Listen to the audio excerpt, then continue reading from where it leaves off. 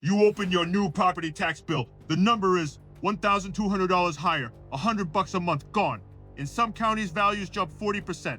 And there's this thing called the 20 mil floor. It means your taxes go up automatically. No vote needed. So how exactly do they calculate this new number? You ever get that tax bill and just stare at it?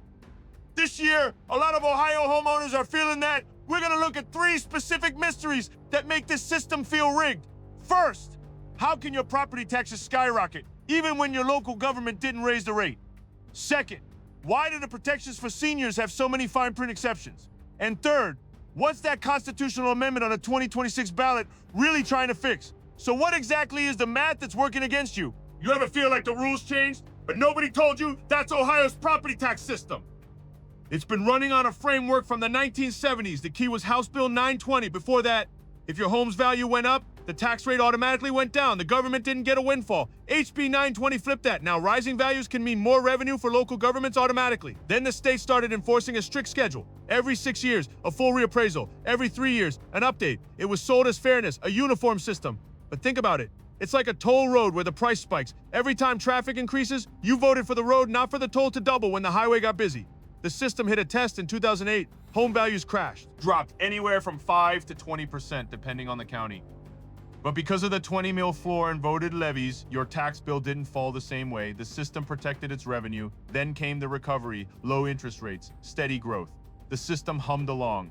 Then 2020 hit, the pandemic housing boom. Ohio's median home price, it went from $179,000 to over $233,000 in just 3 years. And the 2024 reappraisal is the machine that turns that private market spike into your permanent higher tax base. So the question isn't if your taxes are going up, it's by how much and what, if anything, can you actually do about it.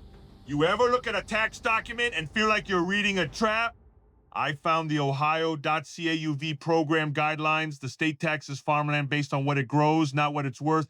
That means a farmer might pay taxes on $2,000, $3,000, maybe $5,000 an acre, but the second that land gets sold for development or the use changes, the taxable value snaps back to full market rate. We're talking $30,000, $50,000, $100,000 an acre in some suburbs.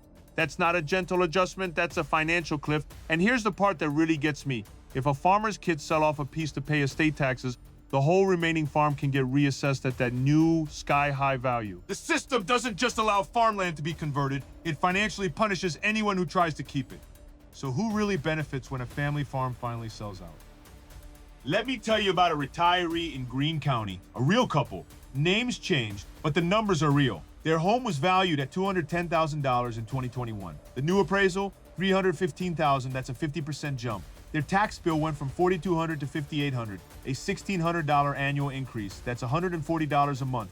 Gone for a couple on Social Security and a small pension. The county auditor says reappraisals ensure fairness, reflect market conditions, but market conditions didn't give them a 50% raise. They qualify for the Homestead Exemption. It helps. But it only knocks about $26,000 off the taxable value, saves them maybe a couple hundred a year. The net increase is still over $1,300. The system sees a house worth $300,000. It doesn't see the fixed income. It assumes because you could sell the house for that price, you can afford to pay taxes on that price every year. How is that fair? They tell you reappraisals just shift the burden around, that it's fair. But look at the law.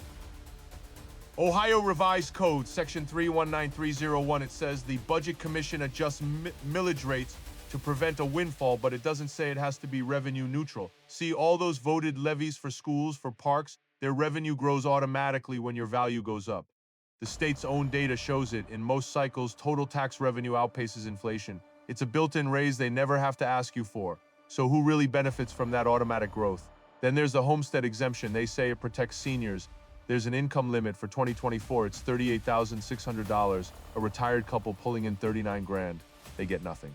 And even if you qualify, it only shaves $26,200 off your taxable value. In a high tax district, that might save you $175.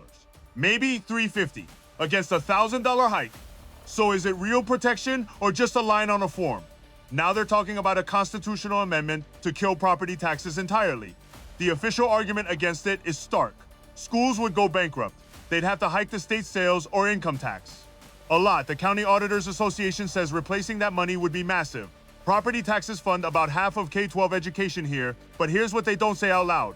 Property taxes are regressive. they hit the retired machinist and the renter just as hard as the guy in the big house. A sales tax can be structured differently. So why is the current system the one that hurts you most? The only one they'll fight to keep. All right, so you got the notice? The number's bigger. Now what? First step, go to your county auditor's website. Every county has one. Type in your address, find the property search tool, look for your parcel, look for the appraised value history, compare the 2024 number to 2023. That's the raw jump. That's the engine of your new bill. While you're there, look for a tax estimator tool. Many auditors have them now. Second, go to the Ohio Department of Taxation site, find the Real Property Tax Reduction Factors PDF.